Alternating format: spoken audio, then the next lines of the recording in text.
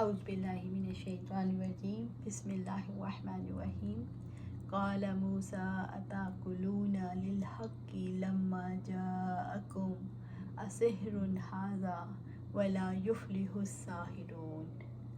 موسیٰ علیہ السلام نے کہا کہ کیا تم حق کو یہ کہتے ہو جب کہ وہ تمہارے پاس آ چکا ہے؟ کیا یہ جادو ہے؟ حالانکہ جادوگر فلاح نہیں پاتے۔ قال سورۃ یونس آیا 77۔ قال موسیٰ اتأکلون للحق لما جاءکم۔ موسیٰ علیہ السلام نے کہا کیا تم حق کو یہ کہتے ہو جب کہ وہ تمہارے پاس آ چکا ہے؟ موسیٰ علیہ السلام نے ان کی تردید کرتے ہوئے کہا جب سچا دین تمہارے پاس آ گیا تو تم اسے جادو کہتے ہو۔ اسحر ھذا، کیا یہ جادو ہے؟ یعنی غور تو کرو، کیا جادو ایسا ہوتا ہے؟ سوچو تو صحیح، جو کچھ میں تمہارے پاس لے کر آیا ہوں وہ کس چیز پر مشتمل ہے؟ وَلَا يُفْلِحُ السَّاحِرُونَ، حالانکہ جادوگر فلاح نہیں پاتے۔ یعنی جادوگر بھی کبھی کامیاب ہوئے ہیں، جادو سے کبھی حقیقت نہیں بدلتی۔ یعنی جادوگر دنیا میں فلاح پاتے ہیں نہ آخرت میں۔ بس غور کرو، انجام کس کا اچھا ہے، کس کے لیے فلاح ہے اور کس کے ہاتھ پر کامیابی ہے۔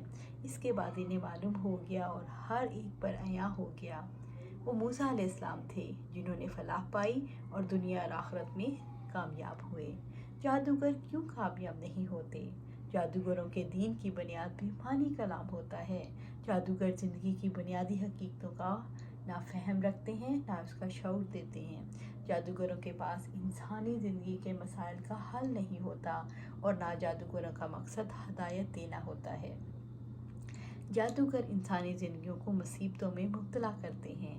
جادوگر انسانی زندگی کے لیے کوئی پروگرام نہیں رکھتے، اس لیے جادوگر کبھی کامیاب نہیں ہوتے۔ قالوا اجئتنا لتلفتنا عما وجدنا علیہ آباءنا وتکون لکما الکبریاء فی الارض وما نحن لکما بمؤمنین۔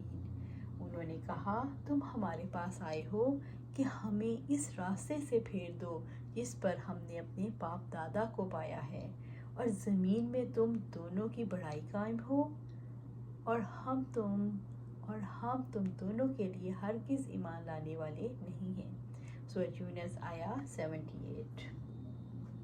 انہوں نے کہا تم ہمارے پاس آئے ہو کہ ہمیں اس راستے سے پھیر دو جس پر ہم نے اپنے باپ دادا کو پایا ہے۔ موسیٰ علیہ السلام کی قوم نے ان کی بات کو رد کرتے ہوئے کہا کیا تم ہمارے آباء و اجداد کے دین سے پھیرنے کے لیے آئے ہو؟ یعنی کیا تم ہمیں شرک اور غیر اللہ کی عبادت سے روک کر ہمارے بزرگوں کے دین سے ہمیں پھیرنا چاہتے ہو اور ہمیں حکم دیتے ہو کہ ہم سارے معبودوں کو چھوڑ کر ایک اللہ تعالیٰ کی عبادت کریں؟ موسیٰ علیہ السلام کی قوم نے اپنے آباء و اجداد کے طور طریقوں کو اپنے لیے حجت بنا لیا اور حق کو ٹھکرا دیا۔ وَتَكُونَ لَكُمَا الْكِبْرِيَاءُ فِي الْأَرْضِ، اور زمین میں تم دونوں کی بڑائی قائم ہو۔ یعنی تم یہ چاہتے ہو تم سرزمین مصر پر اپنی بڑائی، اپنی سیادت، اپنی بادشاہت قائم کر لو۔ اس طرح انہوں نے الزام تراشی کا سیاسی مسلک اپنا لیا۔ اس بات سے ان کا مقصد یہ تھا کہ عوام الناس کو موسیٰ علیہ السلام کی مخالفت پر ابھارا جائے۔ موسیٰ علیہ السلام کا مقصد زمین پر غلبہ حاصل کرنا نہیں تھا، ان کا مقصد تو اللہ تعالیٰ کے بندوں کی ہدایت اور ان کی ایسے معاملات کی طرف رہنمائی کرنا تھا جو ان کے لیے نفع مند تھے۔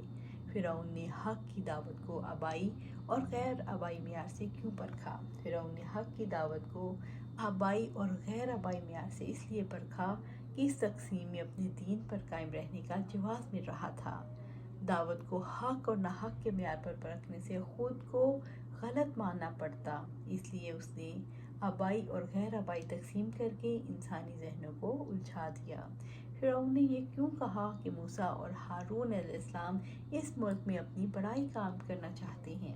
فرعون نے موسیٰ علیہ السلام کی دعوت سے توجہ ہٹانے کے لیے، عوام کو ان کے خلاف بھڑکانے کے لیے یہ بات کہی تاکہ لوگ حق قبول نہ کر سکیں۔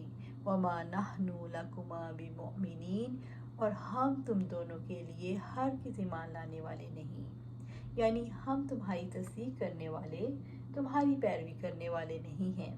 انہوں نے تکبر اور عناد کی وجہ سے یہ کہا، ہم تم پر ایمان نہیں لائیں گے، اور اس کی وجہ یہ نہ تھی کہ موسیٰ علیہ السلام اور ہارون علیہ السلام نے جو دعوت پیش کی تھی وہ باطل تھی، اور اس کی وجہ یہ بھی نہ تھی کہ اس میں یا اس کے معنی وغیرہ میں کوئی اشتباہ تھا۔ ان کے ایمان نہ لانے کی وجہ ظلم و تعدی اور ادارۂ تغلب کے سوا کچھ نہ تھا، جس کا الزام وہ موسیٰ علیہ السلام پر لگا رہے تھے۔ حق اور باطل کی کشمکش کے پیچھے اصل سبب کیا ہوتا ہے؟ حق اور باطل کی کشمکش کے پیچھے اپنی بڑائی اور اقتدار چھن جانے کا ڈر چھپا ہوا ہوتا ہے۔ رسول اللہ صلی اللہ علیہ وسلم کی دعوت کو ٹھکرانے کا سبب کیا تھا؟ اہل قریش کو یہ خطرہ تھا کہ ان کا موروثی مقام اور مرتبہ ان سے چلا جائے گا۔ فرعون کے طرز عمل سے حق کی طرف دعوت دینے والوں کو کیا سبق ملتا ہے؟ جب بھی کوئی رب العالمین کی طرف بلائے تو یہ کشمکش شروع ہو سکتی ہے، اس لیے ایسے طرز عمل سے گھبرانا نہیں چاہیے۔ وقال فرعون ائتونی بکل ساحر علیم، اور فرعون نے کہا، ہر ماہر جادوگر کو میرے پاس لاؤ۔ سورۃ یونس آیہ 79۔ وقال فرعون، اور فرعون نے کہا، فرعون نے موسیٰ علیہ السلام کی دعوت کو رد کرتے ہوئے اپنے سرداروں اور اپنی قوم کو کنٹرول کرنے کے لیے کہا، ائتونی بکل ساحر علیم، ہر ماہر جادوگر کو میرے پاس لاؤ۔ فرعون نے مصر میں ہر کارے دوڑائے تاکہ وہ ماہر جادوگروں کو اس کے پاس لے آئیں۔ فرعون نے موسیٰ علیہ السلام کے معجزوں کے مقابلے میں جادوگروں سے مقابلہ کروانے کی ٹھان لی تاکہ اپنی قوم کی سوچ کا رخ بدل دے۔ فرعون نے حق کو جادو بنا کر پیش کرنے کے لیے جادوگروں کو بلوا کر مقابلہ کروایا۔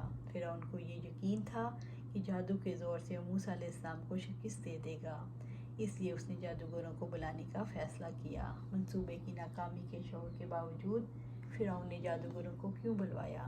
جب انسان کسی حقیقت کو تسلیم نہیں کرنا چاہتا تو بعض اوقات احمقانہ چالوں سے مقابلہ کرنے کی کوشش کرتا ہے۔